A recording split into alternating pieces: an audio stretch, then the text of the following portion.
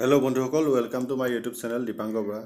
বন্ধুসকল, oil India লিমিটেডে শেহতীয়াকৈ এটা নটিফিকেশ্যন জাৰি কৰিছে। নটিফিকেশ্যনটো হ'ল যে তেওঁলোকৰ 115টা পোষ্ট খালী হৈ আছে আৰু পোষ্টসমূহ পূৰা কৰিবৰ কাৰণে নটিফিকেশ্যন জাৰি কৰিছে। আৰু এই পোষ্টসমূহ এপ্লাই কৰিবৰ কাৰণে আপোনাৰ ন্যূনতম কোৱালিফিকেশ্যন হ'ল আপোনাৰ 10+ মেট্ৰিক পাছ হ'ব লাগিব। আৰু এই নটিফিকেশ্যনত কি আপোনাৰ ডকুমেণ্টছ লাগে, কোনে কোনে এপ্লাই কৰিব লাগিব, সেই সকলোখিনি মই এই ভিডিঅ'টোৰ দ্বাৰা আপোনালোকক জনাম বা আপোনালোকক সেই লিংকটো দিম, যিটোত গৈ আপুনি এই সকলোবোৰ চাব পাৰিব বা ফিল আপ কৰিব পাৰিব। গতিকে নটিফিকেশ্যনটো মই আপোনাক দেখুৱাই দিছোঁ, আপুনি মোবাইলতে কেনেকৈ উলিয়াব পাৰিব বা মোবাইলতে কেনেকৈ ফিল আপ কৰিব পাৰিব। আপুনি প্ৰথমবাৰ দেখুৱাই দিছোঁ আপোনাক। আপোনাৰ মোবাইলত যিকোনো এটা ব্ৰাউজাৰত যাওক, গুগল ব্ৰাউজাৰ বা ক্ৰম ব্ৰাউজাৰ, তাত আপুনি assamese.com বুলি টাইপ কৰি পেলাই চাৰ্চ কৰি দিব। আছামিছত ওলাইছে ওপৰতে, আছামিছত ক্লিক কৰিলে একদম ওপৰত দেখিছে লেটেষ্ট জব নটিফিকেশ্যন। ইয়াত আপুনি যদি ক্লিক কৰে, তাৰপিছত তললৈ অকণমান স্ক্ৰল কৰিব, এতিয়া টুডে জবছ ভেকেঞ্চি, চৰকাৰী চাকৰি পদ, ইয়াত ক্লিক কৰক। তাৰপিছত যদি তললৈ স্ক্ৰল কৰে, এইটো প্ৰথমতে দেখিছে অল ইণ্ডিয়া লিমিটেডত পদ খালী, অৰ্হতা দশম শ্ৰেণী উত্তীৰ্ণ হ'ব লাগিব। ইয়াত যদি ক্লিক কৰে আপুনি গোটেই ডিটেইলছটো পাই যাব। Oil India limited has released a notification for recruitment of 115টা পোষ্টৰ কাৰণে খালী হৈ আছে। ইয়াত পোষ্টকেইটা কি এছিষ্টেণ্ট ৱেল্ডাৰ এটা পোষ্ট আছে, তাৰপিছত আছে এছিষ্টেণ্ট ফিটাৰ 2টা পোষ্ট, ইয়াৰ পিছত আছে এছিষ্টেণ্ট ডিজেল মেকানিক 5টা পোষ্ট, তাৰপিছত আছে ইলেক্ট্ৰিকেল ছুপাৰভাইজাৰ 5টা post,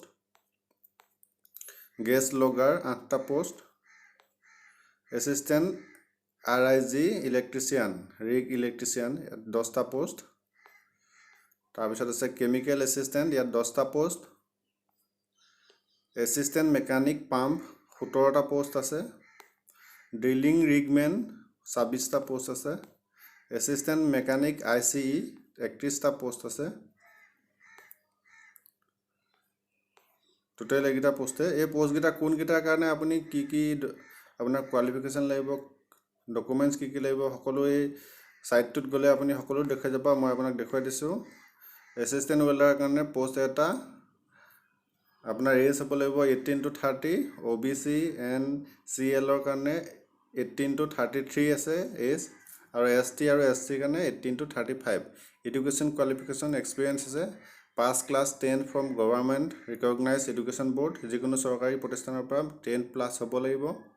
trade certificate in welder trade from government recognise institute, চৰকাৰী ইনষ্টিটিউটৰ পৰা ৱেল্ডাৰ চাৰ্টিফিকেট লাগিব।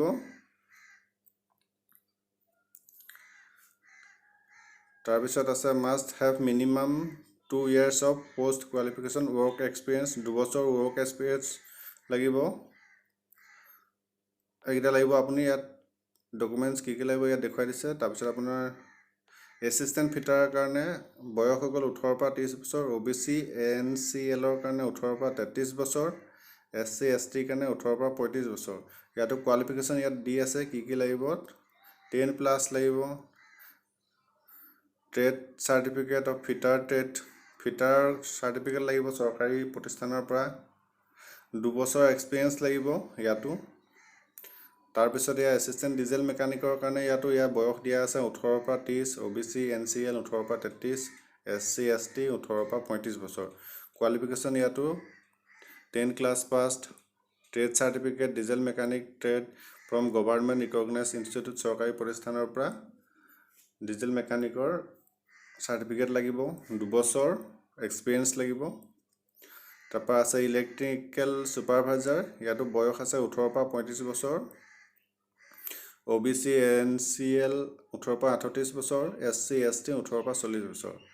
এডুকেশ্যন কোৱালিফিকেশ্যন ইয়াতো আপোনাৰ 10+ হ'ব লাগিব, পাছ 3 years diploma in electrical engineering discipline from government recognise polytechnic, 3 বছৰ যিকোনো এটা প্ৰতিষ্ঠানৰ আপোনাৰ চৰকাৰী প্ৰতিষ্ঠানৰ চাৰ্টিফিকেট লাগিব। ইয়াতে গোটেইখিনি আপোনাক কি লাগিব গোটেইখিনি দেখুৱাই দিয়া আছে। আপুনি এতিয়া হ'ল কেনেকৈ ফিল আপ কৰিব বা ফৰ্মখন কেনেকৈ পাব, তাৰ কাৰণে আপুনি তলত স্ক্ৰল কৰি যদি তললৈ যায় এই লিংকটোৰ পেজটোৰ মই বেছি তললৈ গুচি গৈছোঁ ইয়াত তলত দেখিছে ডাউনলোড দ্য এডভাৰটাইজমেণ্ট ইয়াত যদি আপুনি ক্লিক কৰে ইয়াত মই অলৰেডি ডাউনলোড কৰি থোৱা আছে আপুনি এটা PDF ফাইল বা কিবা ফাইলত ডাউনলোড কৰি ল'ব তাৰপৰা ইয়াত এইখন গোটেই ফৰ্মখন ওলাই আছে ইয়াতে আপুনি ডিটেইলছটো পাই যাব ওপৰত মই যিখিনি পঢ়ি দিলোঁ এতিয়া কি লাগিব ইয়াত ফৰ্মখন একেবাৰে তলত যদি যায় আপুনি ফৰ্মখন পাই যাব এইখন ফৰ্ম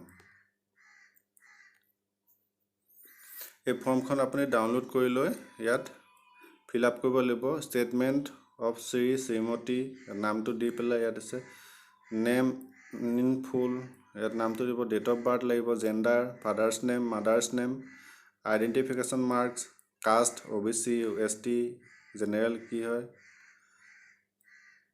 ৰিজন মাদাৰ টং